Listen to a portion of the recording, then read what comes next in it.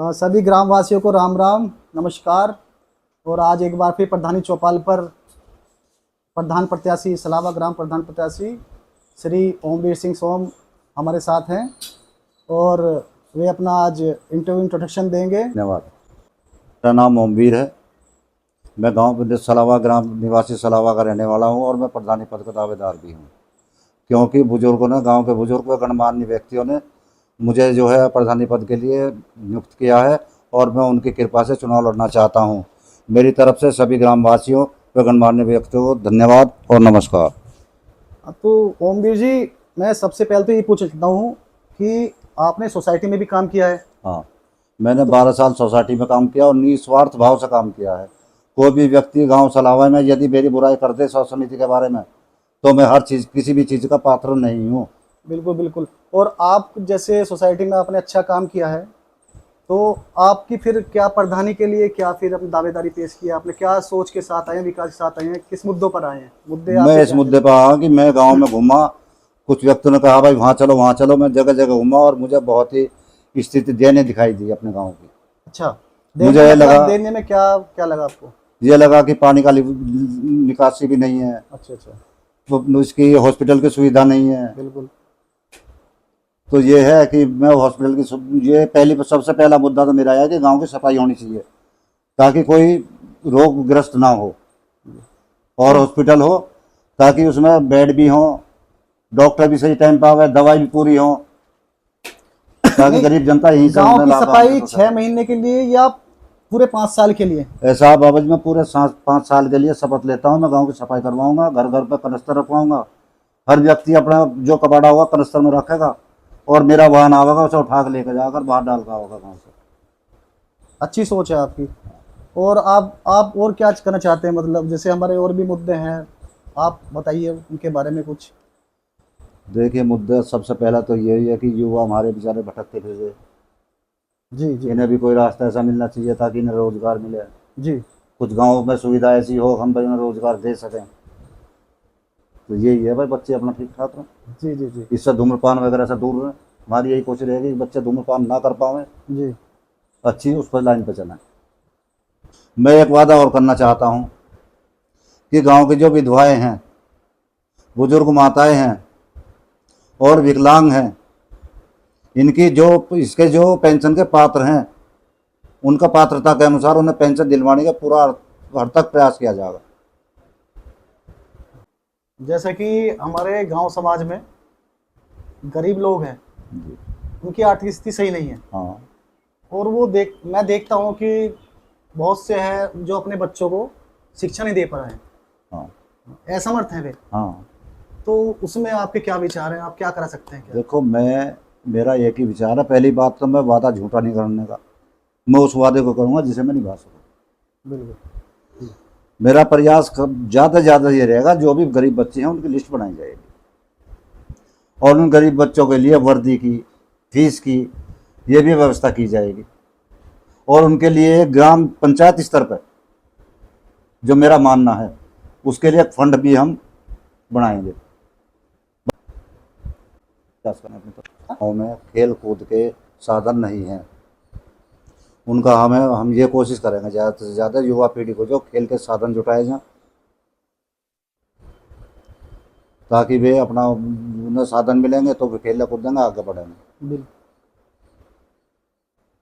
मैं सभी अपने बुजुर्ग भाइयों से हाथ जोड़ के निवेदन करूंगा, पहली बात तो चौपाल पर बैठना शुरू करें और अपने बच्चों को इकट्ठे करके उन्हें ज्ञान दें, अच्छी बात समझाएं, ताकि वे उस चीज़ से अलग हट के और प्यार के रास्ते पे चलें और सही रास्ते पे चलें। एक वादा और करना चाहता हूँ, हमारे गांव की बहन बेटियां जो हैं बाहर गांव में पढ़ने के लिए जाती हैं, शहरों में पढ़ने के लिए जाती हैं, यहाँ डिग्री कॉलेज नहीं है।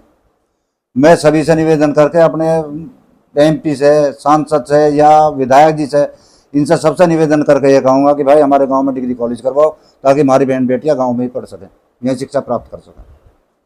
हाँ जी, 2 समस्याएं और हैं जी। अभी सोशल मीडिया के द्वारा भी मैंने देखी है और मैं तो इस गांव से ही हूँ। मैंने खुद जाकर देखा, फेस किया। माड़ी का मेले में गए थे हम भी, वहाँ फेस किया, सबने किया, पूरे गांव ने किया। एक तो माड़ी का रास्ता, एक दूसरा है मालियों का रास्ता और वहाँ बिजली का थोड़ा सा समस्याएं हैं। ठीक है जी। जी। तो उनके बारे में क्या विचार है, क्या करा सकते मेरा विचार ये है जी कि जो भी जनप्रतिनिधि हैं उनके पास जाकर उनसे कह के इस रास्ते को जो है, जो माड़ियों वाला रास्ता है, जी इससे हम उनसे कह के चुनाव से पहले पहले लगवाने का अथक प्रयास करेंगे जी जी। ताकि इन लोगों की समस्या हल हो सके। बहुत अच्छे। और ये माडी का जो रास्ता है उसके बारे मांडी का रास्ता ये है जी कि पीडब्ल्यूडी के अंतर्गत है। में? अच्छा हम पीडब्ल्यूडी में भी जाएंगे, उनसे कहेंगे भाई इस रास्ते को लगवाओ, ये काफ़ी खराब रास्ता है और यहाँ धार्मिक स्थल बना हुआ है हाँ, धर्म। जिस पे कि लोग अपनी परिक्रमा करते हैं और वे जो गारे में सनसन के वहाँ तक पहुँचते हैं। जी बिल्कुल बिल्कुल। इसलिए हम ये प्रयास करेंगे पीडब्ल्यूडी वालों से भी और अपने जनप्रतिनिधियों से भी निवेदन करेंगे कि भाई इस रास्ते को जल्दी से जल्दी लगवाओ। हम ये प्रयास करेंगे अपनी तरफ से। बहुत अच्छा। अजी ओमवीर जी, अब आपसे मैं 5 रैपिड सवाल पूछूंगा, जी ठीक है? जी हाँ या ना में, और आप उसे एक्सप्लेन भी कर सकते हैं ठीक अपने उससे, ठीक। ठीक है? तो मेरा पहला ये सवाल ये है कि युवा या बुजुर्ग? देखिए बाबूजी, बुजुर्गों का तो ज्ञान चाहिए जी और जो हमारे युवा हैं वे हमारे देश की रीढ़ की हड्डी हैं। जी। हमें युवा भी चाहिए, युवाओं के बिना देश आगे नहीं बढ़ पाएगा। बहुत अच्छे विचार हैं आपके। और युवाओं का ज्ञान, उनका बुजुर्गों का ज्ञान मिलेगा जी तो हम उनसे कुछ सीख पाएंगे। जी। ये है। ये दूसरा मेरा सवाल है, मंदिर या हॉस्पिटल?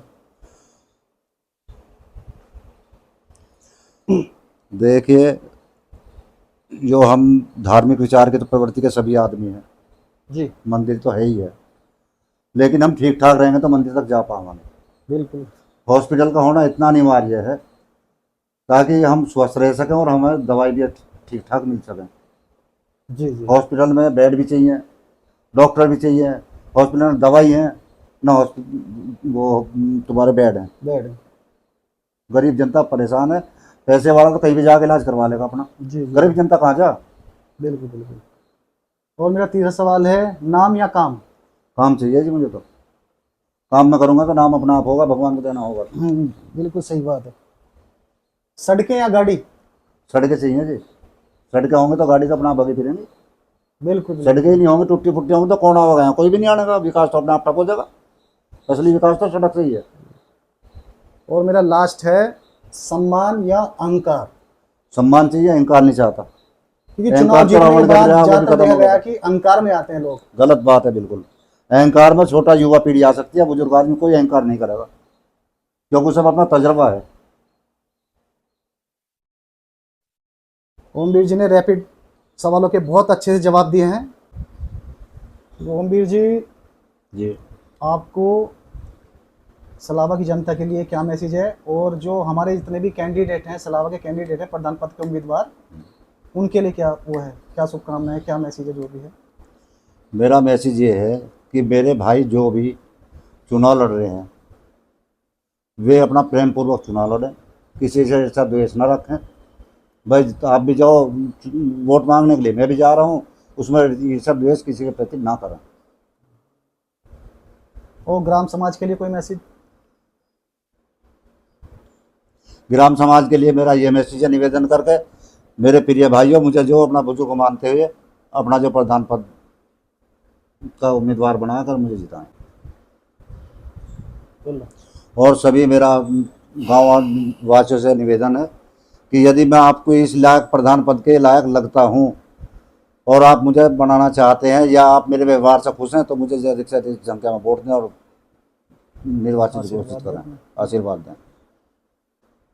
मेरा सभी ग्रामवासियों को यह संदेश है कि चुनाव तो आते हैं और जाते हैं, हर 5 साल में चुनाव आते हैं, अपना द्वेष भाव ना बिगाड़ें, अपना प्यार से रहें, सभी चुनाव लड़ें, प्यार से लड़ें, कोई भी वोटर जो है किसी के साथ ना लड़े। भी है, आज आपके सामने सलावा ग्राम प्रधान प्रत्याशी ओमवीर सिंह जी थे और इंटरव्यू दिया, गांव के समक्ष अपना विचार रखे, और मैं चाहता हूं कि इस पे लाइक कमेंट करें और ज़्यादा से बताएं कि उनके विचार आपको कैसे लगे। राम राम सभी को।